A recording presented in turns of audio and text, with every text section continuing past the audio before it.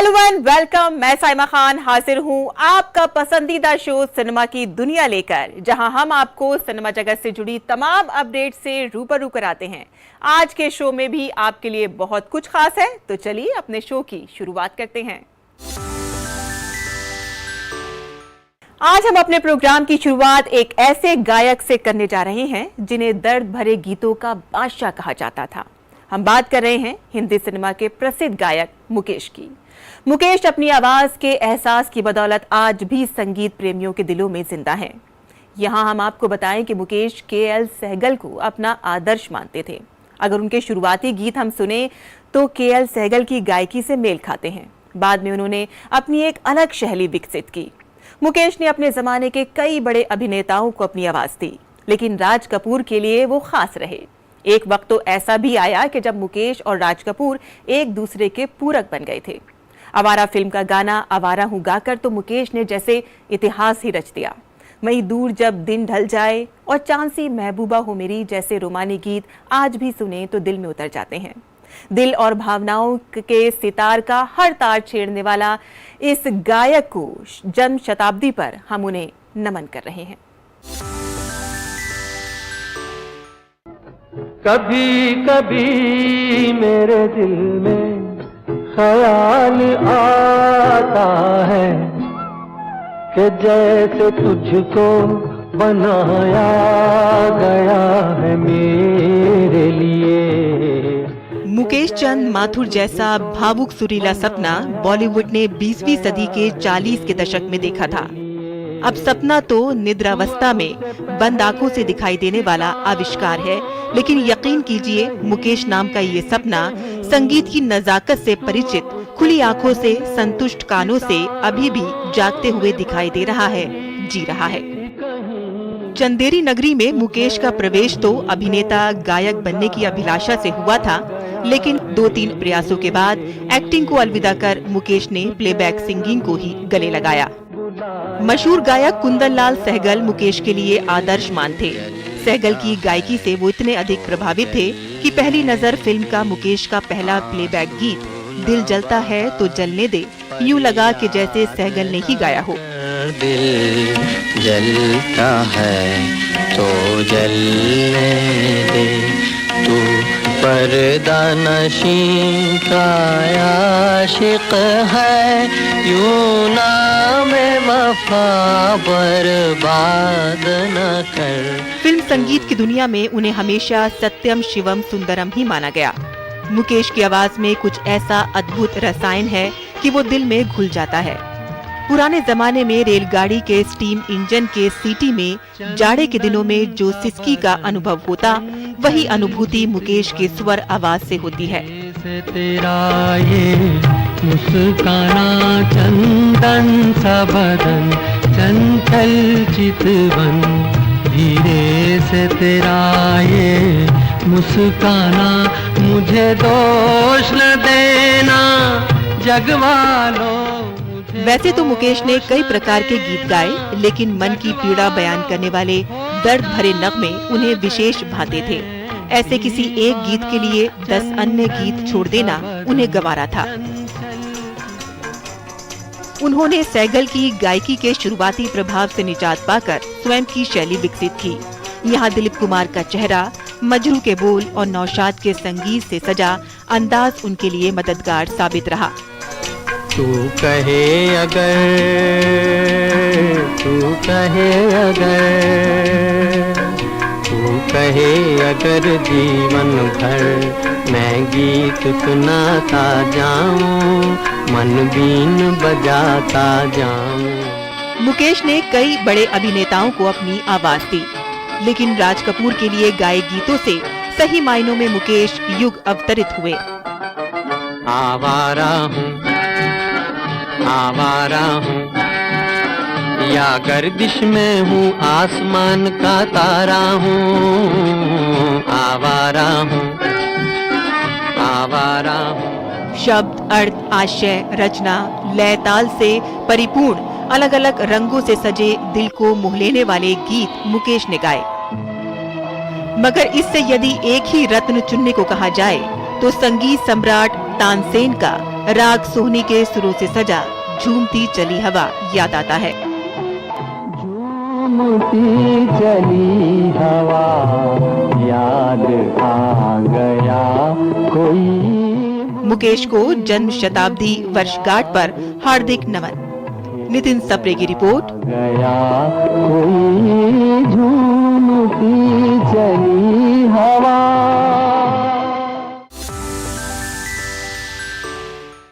बचपन से ही गाने के शौकीन मुकेश यूं तो फिल्म नगरी में अदाकार बनने आए थे, लेकिन किस्मत ने उनके लिए गायकी की दुनिया की बादशाहत लिख रखी थी। फिल्म संगीत के करियर में मुकेश ने लगभग 900 गीत ही गाए होंगे, जो मोहम्मद रफ़ी, किशोर कुमार और लता मंगेशकर की तुलना में बहुत ही कम है। लेकिन मुकेश के गाए गीतों की लोकप्रियता इतनी ज्यादा रही कि अक्सर लोग यही समझते हैं कि मुकेश ने भी हजारों फिल्मों के गीत गाए होंगे। मुकेश के व्यक्तिगत जीवन, उनके फिल्मी संगीत की यात्रा और उनके शौक, सपनों और समर्पण को लेकर कुछ खास बातें लेखक डॉक्टर राजीव श्रीवास्तव ने अपनी किताब यादों में मुकेश में शेयर की हैं। हमसे खास बातचीत में उन्होंने कुछ बातों पर प्रकाश डाला। आइए देखते हैं। जीना यहाँ मरना यहाँ, इसके सिवा जाना कहाँ। 7 सुरों का मेला है, ये 7 सुरों का मेला है, ये मेला भी अलबेला है, ये मेला भी अलबेला है। जी हाँ, हिंदी सिनेमा जगत में बहुत सारे अदाकार और अदाकाराएं ऐसे रहे हैं जो यादगार रहे हैं, और बहुत सारे बीते ज़माने के गायक भी ऐसे हैं जो अपने खूबसूरत गानों की बदौलत आज भी लोगों की ज़ुबानों पर जिंदा हैं। आज हम बात कर रहे हैं गायक मुकेश की, जो दोस्त दोस्त ना रहा जैसे खूबसूरत गाने देकर लोगों के दिलों में आज भी जिंदा हैं। आज भी लोग उन्हें खुशी और गम में वैसे ही गुनगुनाते हैं। और आज हमारे साथ उन पर बातचीत करने के लिए डॉक्टर राजीव श्रीवास्तव मौजूद हैं, जिन्होंने हिंदी सिनेमा के पहले वैश्विक गायक मुकेश पर एक किताब लिखी है। उन्होंने 7 सुरों का मेला भी किताब लिखी है, और वो गायक मुकेश से उनकी मुलाकात रही, उनके साथ बहुत सारे खट्टे मीठे अनुभव रहे। किस तरह से वो गायक मुकेश को याद करते हैं, आइए उनसे जानते हैं। बहुत बहुत स्वागत है डॉक्टर राजीव श्रीवास्तव जी आपका डीडी न्यूज में। नमस्ते। हमें बताइए कि किस तरह से आपका ये मुलाकात का उनसे सिलसिला रहा और कैसे उन्हें वैश्विक गायक तक का दर्जा मिला। क्या कुछ आपकी ये खट्टी मीठी यादें थी, क्या कुछ उन्होंने आपको बताया? शैला जी, पहले तो आपका आभार, धन्यवाद, और मैं अपने तमाम जो हमारे दर्शक हैं उनका भी धन्यवाद ज्ञापित करना चाहूँगा। और अब आता हूँ आपके प्रश्न पे। गायक मुकेश भारत के प्रथम वैश्विक गायक, ये ऐसा मैं क्यों कहता हूँ, ये आपका प्रश्न है। और लोगों के मन में भी ये जिज्ञासा आपने डाल दी कि भाई ऐसा क्यों है। आपको ध्यान होगा कि 50s में, 1950s में जब आवारा फिल्म आई थी, तो उसके गीत और संगीत ने तहलका मचाया था। सिर्फ हिंदुस्तान में नहीं, इसकी चार दीवारी को लांघ कर रशिया है, चाइना है, और जो दक्षिण पूर्व एशिया के जो तमाम देश है वहाँ तक के, और जो लोग हिंदी नहीं जानते थे, रशियन हमारे हिंदी नहीं जानते थे, वहाँ पे ये गाना था, आवारा हूँ या गर्दिश में हूँ आसमान का तारा हूँ, ये पॉपुलर हुआ था। और वहाँ के लोग इसको न सिर्फ गुनगुनाते थे टूटी फूटी हिंदी में, बल्कि इस गीत को समझने के लिए बाकायदे वो बार बार सुन के उसका जो तलफ़ुज़, जो उच्चारण है, उसको दुरुस्त करके फिर वो गाते थे। और वो 50s का सिलसिला आज की जनरेशन जो वहाँ की है वो भी कंटिन्यू कर रही है। और इसके बाद मुकेश साहब का ही एक और गीत आया, श्री 420 में, मेरा जूता है जापानी, ये पतलून इंग्लिस्तानी, सर पे लाल टोपी रूसी, फिर भी दिल है हिंदुस्तानी। तो ये हिंदुस्तानी दिल एक बार फिर पूरे विश्व में मुकेश के स्वर में ही गूंजा। तो इस तरह से ये पहले गायक हुए, ये पहला गीत इनका, और दोनों दफे कॉमन जो सिंगर थे वो मुकेश थे। तो इस तरीके से उनको पहला वैश्विक गायक, इंटरनेशनल सिंगर हम कहते हैं। कहते हैं कि वो दर्द भरे गाने गाने में उस्ताद थे, और जब भी कोई किसी का दिल टूटा होता है या फिर गमगीन होता है, गमज़दा होता है, तो वो मुकेश के गानों को गुनगुना कर एक सुकून का अनुभव करता है, एक बड़ा ही अच्छा अनुभव करता है। तो वो ऐसा दर्द भरा कैसे गा लेते थे जो हर किसी के दिल को टच कर जाता था? देखिए, मुकेश साहब की जो विशेषता थी, आप ये कह रहे हैं कि वो दर्द भरे गीत, मतलब क्या उनका कुछ ऐसा अनुभव था? तो मैं ये कहूँगा कि वो फील जो एक होता है उसमें डूब के गाते थे। वो दर्द का भी हो सकता है, वो खुशी का भी हो सकता है, वो प्रेम का, मोहब्बत का, श्रृंगार का, सौंदर्य का, कुछ भी हो सकता है। आप उनके प्रेम के भी गीत गुने और मनुहार करते हुए गीत सुने, जैसे आप कभी कभी मेरे दिल में ख्याल आता है, अब ये गीत सुने तो इसमें भी एक जो श्रृंगार है, उनके स्वर का जो कंठ का माधुर्य है। और सबसे बड़ी बात है कि जिस माशूक या माशूका के लिए जब ये बात कही जा रही है तो वो दिल में उतर के जैसे उसको फील कर रहे हैं, अपने आप को उसी पोजीशन में वो ला के तब वो गाते थे। तो अगर दर्द का भी है, जैसे आपने जिक्र किया, दोस्त दोस्त ना रहा, प्यार प्यार ना रहा, अब ये गीत ऐसा है कि कोई भी आज के तारीख में सुन ले तो ये जैसे कहते हैं कि कुछ ऐसे गीत होते हैं जो इम्बॉन्ट्रल होते हैं, वो हर सिचुएशन पे फिट होते हैं। तो ये खासियत सिर्फ इसलिए थी कि वो भावपूर्ण गायकी उनकी सबसे उम्दा थी और इसकी वजह से वो सारे गीत उनके होते थे। जो खुशी के भी गीत है वो भी बड़े। लेकिन हमने ऐसा भी सुना है कि बहुत सारे जो बौद्धिक जगत के लोग हैं वो उनकी गायकी को बड़ा सादा कहते थे, बहुत सादा गायकी है, ऐसे वे उनको एक जगह, एक उसमें सीमित कर देते थे। लेकिन हम जानते हैं कि आम आदमी जो है वो अपना कनेक्ट पाता था, तो वो सादगी कहीं ना कहीं जो उनके श्रोता है उससे कनेक्ट होती थी। जी जी जी। अब मैं ये आपको बताऊं कि फिल्मी गीतों में या किसी भी तरह के जो गीत हैं उसमें जो शास्त्रीय संगीत है उसको आप अभ्यास करके किसी गुरु से तालीम लेके सीख सकते हैं। कठिन से कठिन राग रागनी है उसको भी आप अभ्यास करके, प्रैक्टिस करके आप सीख सकते हैं। लेकिन जो सरलता होती है वो आप कहाँ सीखेंगे? तो सरलता को साधना सबसे कठिन है और मुकेश के लिए जो सरलता को जो साधना था वो बड़ा सहज था। तो वो जिस तरीके से सरल हृदय से गीत गा जाते थे और उसीलिए वो दिल तक पहुंचते थे, तो लोगों को, सुनने वालों को लगता था कि यार ये हमारे बीच का ही कोई इंसान है जो गा रहा है और ये तो मैं भी गा सकता हूँ। तो वो अपने को जल्दी से कनेक्ट करते थे। लेकिन क्लासिकल का माहिर कोई सिंगर अगर वो गा रहा है तो ठीक है, वो फॉर द टाइम बीइंग लोगों को एंजॉयमेंट होता है, लेकिन वो जब गाने की कोशिश तो बोले यार ये तो अपने बूते का नहीं है, तो चलो किनारे रहो। तो मुकेश इसीलिए पहले कनेक्ट होते थे। तो इसीलिए जो वैश्विक फलक पे अगर किसी गायक ने अपनी मौजूदगी दर्ज करा ली तो इसका मतलब ये है कि कहीं ना कहीं वो ऐसे लोगों से भी कनेक्ट हो रहा है जो उसकी भाषा जुबान नहीं जानते। तो ये खासियत थी उनके वाणी का, उनके कंठ का, उनके स्वर सौंदर्य का। तो मेरा ख्याल है कि आपकी पहली मुलाकात कब हुई उनसे? ये मैं स्कूल में था उन दिनों, ये 1974 की बात है। बनारस के पास एक जगह है रेणुकूट, तो वहां पे उनका प्रोग्राम था 1974 में और उसमें मैं पहली दफे किसी फिल्मी हस्ती को मैंने रूबरू देखा था और उनको गाते हुए सुनते। लेकिन उसकी एक बात जो है वो मुझे याद है, मैं सबसे साझा करना चाहूंगा कि 74 का वो साल था और कभी कभी जो फिल्म थी वो 76 में आई थी, उसके गाने भी तभी आए थे। लेकिन 74 में जब उनका वो प्रोग्राम था तो उसमें उन्होंने कहा था कि मैं आपको एक नज्म पहले पढ़ के सुनाता हूँ फिर गा के सुनाता हूँ। तो उन्होंने पढ़ा पहले पूरी नज्म की, कभी कभी मेरे दिल में ख्याल आता है। तो ये पूरा जब सुना तो तब तो हम लोगों के लिए बड़ा नया ये था, भाई कौन सा गीत है, क्या कुछ नहीं मालूम है। लेकिन जब 76 में ये फिल्म आई और हम लोगों ने देखे और गीत सुना तो वो तुरंत से रिकॉल हुआ, अरे अरे ये गाना तो 2 साल पहले हम लोगों ने सुना था।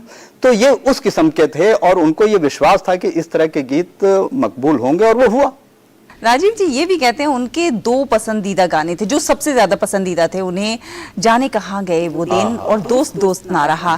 तो आपसे जब उनकी मुलाकात हुई, क्या उन्होंने कुछ ऐसा लम्हा, ऐसा वाकया आपको बताया? क्या उनका कोई दोस्त उनको धोखा दे गया था या क्या कुछ था? बहुत सारी चीजें ऐसी होती हैं जो सेलिब्रिटीज मंजरे आम पर नहीं कहते हैं, पब्लिक के सामने नहीं कहते, लेकिन अपने दोस्तों को, अपने खास लोगों को जरूर बताते हैं। देखिए, मुकेश साहब की जो सबसे बड़ी खासियत थी, विशेषता थी, वो ये थी कि जो गीत में बात कही गई है, जो शायर ने या कवि ने जो कहा है, वो ये समझ के वो उसको गाते थे कि जैसे उन पे खुद पे बीत रही है। और आपने एक गीत का जो जिक्र किया ना कि जाने कहा गए वो दिन, मैं आपको बता दूं कि उस स्टेज प्रोग्राम में जो मैं बात कर रहा था, जब पहली दफे मैं उनको मिला और देखा मैंने प्रोग्राम, तो उसमें वो प्रोग्राम खत्म करके स्टेज से नीचे उतर आए तो आगे जो ऑडियंस बैठी थी उसमें से 2-1 लोगों ने रिक्वेस्ट की कि सर एक गाना और। अब देखिए उनकी सिंप्लिसिटी कि वो उतर आ गए, फिर वो वापस स्टेज पे चढ़े और स्टेज पे चढ़ के जो उन्होंने गाना गाया, जो आखिरी गाना उस प्रोग्राम का तब हुआ, वो था जाने कहाँ गए वो दिन। तो इसलिए भी ये गाना उनको बड़ा प्रिय था और उस दिन का समापन इसी गाने से हुआ। तो ये तो गाना एवरग्रीन है ही, और हसरत जयपुरी साहब का लिखा हुआ ये गीत है, तो वो उनका भी बहुत ही उम्दा और राज कपूर साहब के भी बड़ा करीब है। और आज जब हम लोग बात करते हैं तो ये कहते हैं एक फ्रेज बन गया है, जाने कहाँ गए वो दिन, ये फ्रेज बन गया। तो इस तरह की चीज़ें तो बहुत कम देखने सुनने को मिलती है। एक सवाल ये भी है कि वो एक्टर बनना चाहते थे लेकिन गायक बन गए, लेकिन एक्टिंग में हाथ आजमाया, चले नहीं, फिर गायकी में आ गए। तो क्या कहीं मन में उनके ये मलाल रह गया कि भाई एक्टर बनना था, एक्टर नहीं बन पाया, या यूं ही हाथ आजमाने चले गए थे? नहीं, जो पहला उनको ऑफर मिला था वो आप लोगों को सबको मालूम भी होगा कि मुकेश साहब की पैदाइश दिल्ली की थी, और दिल्ली में ही जो मंदिर मार्ग है वहाँ पे जो municipal boys higher secondary school है, वहाँ से उन्होंने मैट्रिक पास किया। और वो स्कूल के समय से ही गीत गाते थे अपना स्कूल के फंक्शन में, या किसी दोस्त के यहाँ कोई पार्टी है या किसी के फैमिली में कुछ है तो वो महफिल में गाते थे। और यहीं पे उसी दिनों में जब वो फिल्मों में नहीं गए थे तो HMV वाले जो न्यू टैलेंट सर्च करते हैं, तो उन्होंने इनका गीत सुना, तो उसमें उन्होंने देखा कि अरे सहगल साहब के गीत और इनकी आवाज़ बिल्कुल मैच करती है। तो उन्होंने प्राइवेट तौर पे 4-5 गाने उनके रिकॉर्ड करवाए HMV वालों ने। और फिर उसके बाद जब उनकी बड़ी बहन की शादी थी यहाँ दिल्ली में, तो कुछ बम्बई के फिल्म वाले लोग भी आए थे, और उसी में से एक साहब थे तारा हरीश। तो तारा हरीश ने जब इनको सुना गाते हुए मुकेश साहब को, तो फिर उन्होंने कहा कि भाई ऑफर दिया कि भाई आप बॉम्बे आइए, आप यहाँ क्या कर रहे हैं। आखिरी एक सवाल, अगर आप मुकेश साहब को आज याद कर रहे हैं तो कुछ शब्दों में अगर आप कहें तो क्या कहेंगे? देखिए, मुकेश साहब की जो गायकी है वो इतनी सरल है कि आपके अंदर खुद ब खुद वो समा जाती है, और उनका जो व्यक्तित्व था वो भी उतना ही सादा था, बड़े निश्चल भाव के थे। मतलब जो वो गीत में गुनगुनाते थे, गाते थे, जो कहते थे, तो ये लगता था, विश्वास होता था कि ये सच्ची बात है। तो ये इफेक्ट जो लाना जो उनके आवाज के माध्यम से होता था कि अगर वो बोल रहे हैं कि मतलब होठों पे सच्चाई रहती है, तो वो वाकई वो सही बात है कि वो जो लफ्ज निकल रहे हैं वो सच्चे निकल रहे हैं। तो ये फील लाना, ये सबसे बड़ा करिश्मा है, और इसीलिए उनको मैं कहता हूँ कि ये शताब्दी के सबसे बड़े गायकों में उनका स्थान है, और वैश्विक गायक वो इसीलिए हैं कि वो सबसे कनेक्ट करते थे। बहुत बहुत धन्यवाद राजीव जी, आप हमारे साथ आए और गायक मुकेश पर इतनी सारी यादें जो आपसे जुड़ी रही हैं उन्हें आपने हमारे साथ साझा किया। आप बहुत सारे लम्हात ऐसे हैं जो आप फील करते होंगे और उसे चाहते होंगे दुनिया जाने, उसे आज आपने दर्शकों के सामने बताया और दर्शकों को इससे रूबरू होने का मौका मिला। बहुत बहुत धन्यवाद। नमस्कार। भारतीय सिनेमा को साल भर जिन पुरस्कारों की घोषणा का इंतजार रहता है, उनकी घोषणा कर दी गई है। जी हां, हम बात कर रहे हैं राष्ट्रीय फिल्म पुरस्कारों की। अलग अलग कैटेगरीज में 68वें राष्ट्रीय फिल्म पुरस्कारों का ऐलान कर दिया गया है। तुलसीदास जूनियर को बेहतरीन हिंदी फिल्म के लिए नवाजा जाएगा। वहीं अजय देवगन और सूर्य को बेस्ट एक्टर चुना गया है। सिनेमा की दुनिया की नामचीन हस्तियों पर आधारित जूरी ने बेहतरीन फिल्मों का चयन करके अपनी रिपोर्ट सूचना और प्रसारण मंत्री अनुराग ठाकुर को सौंपी, जिसके बाद इन अवार्ड्स का औपचारिक ऐलान किया गया और आने वाले दिनों में एक रंगारंग कार्यक्रम में ये अवार्ड्स प्रदान किए जाएंगे। राष्ट्रीय फिल्म पुरस्कार भारतीय फिल्म कलाकारों और समूचे फिल्म जगत के लिए बेहद प्रतिष्ठित माना जाता है। शुक्रवार को राजधानी दिल्ली में वर्ष 2020 के लिए राष्ट्रीय फिल्म पुरस्कारों का ऐलान किया गया। 68वें राष्ट्रीय फिल्म पुरस्कारों में सर्वश्रेष्ठ फीचर फिल्म का पुरस्कार तमिल फिल्म सूराराय पोटरू को दिया गया, जबकि सर्वश्रेष्ठ लोकप्रिय फिल्म का पुरस्कार Hindi film Tanhaji the unsung warrior को दिया गया। सर्वश्रेष्ठ अभिनेता का पुरस्कार सूर्या को तमिल फिल्म सूराराय पोटरू के लिए और अजय देवगन को Hindi film Tanhaji the unsung warrior के लिए संयुक्त रूप से दिया गया। सर्वश्रेष्ठ अभिनेत्री का पुरस्कार अपर्णा बालमुरली को तमिल फिल्म सूराराय पोटरू के लिए दिया गया। केंद्रीय सूचना एवं प्रसारण मंत्री अनुराग सिंह ठाकुर ने सभी पुरस्कार विजेताओं को बधाई दी है। उन्होंने कहा कि कोविड-19 महामारी के बीच भी देश में बेहतर फिल्मों का निर्माण हुआ। कोविड-19 पेंडेमिक ने देश और दुनिया के सामने चुनौतियां खड़ी की और फिल्म जगत के लिए तो बहुत बड़ी चुनौती थी।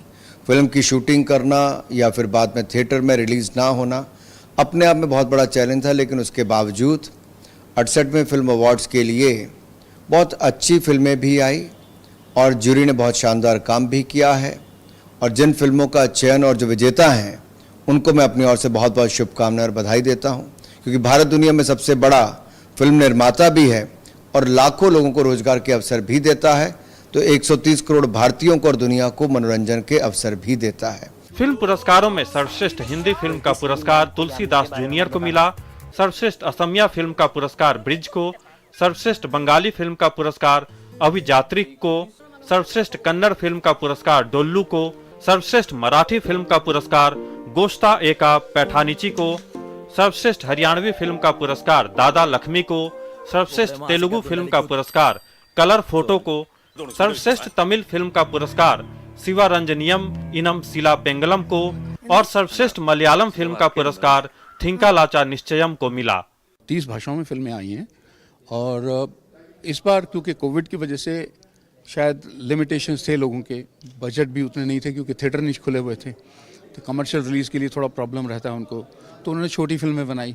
कुछ अच्छी थी, कुछ बुरी भी थी जो आई हमारे जोनल पैनल से, वो तो वहीं से ही शॉर्ट लिस्ट हो जाती हैं फिर वो। मोस्ट फिल्म फ्रेंडली स्टेट के तौर पर मध्य प्रदेश को राष्ट्रीय फिल्म पुरस्कार के लिए चुना गया है। इसी कैटेगरी में जिन राज्यों का विशेष उल्लेख है वो है उत्तराखंड और Uttar Pradesh. The jury evaluated applications received from 13 states of the country. In the most film-friendly state, special mention has been received by the states of Uttarakhand and Uttar Pradesh, and a certificate each will be given to them. The award for the most film-friendly state goes to Madhya Pradesh, who will be given a Rajat Kamal and a certificate. राष्ट्रीय film पुरस्कार 2020 में cinema पर लिखी सर्वश्रेष्ठ पुस्तक का पुरस्कार किश्वर देसाई की पुस्तक द लॉन्गेस्ट किस को दिया गया। इसके अलावा सर्वश्रेष्ठ नॉन फीचर फिल्म का पुरस्कार डांगी फिल्म टेस्टिमोनी ऑफ एना को दिया गया। 68वें राष्ट्रीय फिल्म पुरस्कारों का ऐलान जब हुआ तो उनमें एक नाम कन्नड़ फिल्म डोल्लू का भी रहा। इसके अभिनेता और निर्देशक सागर पुराणिक से हमने खास बातचीत की, आइए देखते हैं। पहले तो मैं आपको मुबारकबाद देना चाहूंगी जो आपने इस फिल्म को डायरेक्ट किया है और काफी ये पसंद भी की जा रही है। सबसे पहला सवाल मेरा इस फिल्म को लेकर ही हो रहेगा आपका कि जैसे इसके टाइटल से ही जाहिर हो रहा है डोलू, यानी कि एक ढोल के ऊपर आपने ये फिल्म एक आधारित है। ढोल जो है वो हमारी भारतीय कला से जुड़ी हुई चीज है और हमारी परंपराओं को भी जाहिर करता है। तो जब आपने इस फिल्म का प्लॉट आपने सोचा तो उसके पीछे क्या आपका मकसद रहा और आप क्या दर्शाना चाहते थे?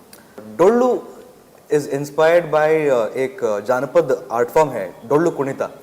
तो कर्नाटका में किसी एक नाइस गुड ओकेशन के पहले, या गवर्नमेंट हो या फिर किसी ओपनिंग हो, किसी भी फंक्शन के पहले डोल्लू कुणिता एक आर्ट फॉर्म, 8-10 लोग एक बड़े वाला ड्रम लेके they tight around their waist and they dance along with it in a synchronised manner.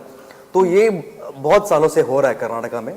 तो जब एक फंक्शन के लिए मैं गया था तब एकदम से उन्होंने बजाना शुरू कर दिया वो ऑडिटोरियम में। तो गूज bumps, it was a very beautiful moment for me. तो तब मैंने सोचा कि अगर इसको हम रियल में ऐसे देख रहे हैं तो अगर सिनेमा हॉल में 5.1 सराउंड के साथ और पूरा कलरिंग के साथ, टेक्निकल एस्पेक्ट्स के साथ, I just thought how it might look. तो that is how it made me do a film on Dollu Kunitha. आमतौर पे देखा जाता है कि इस तरह की जो कला है, इस तरह की जो परंपराएं हैं, वो जो नई आने वाली पीढ़ी है उनको ज्यादा इंटरेस्ट नहीं है इन सब चीजों में, जैसे कि ढोल बजाना है या बांसुरी बजाना है या गिटार बजाना है।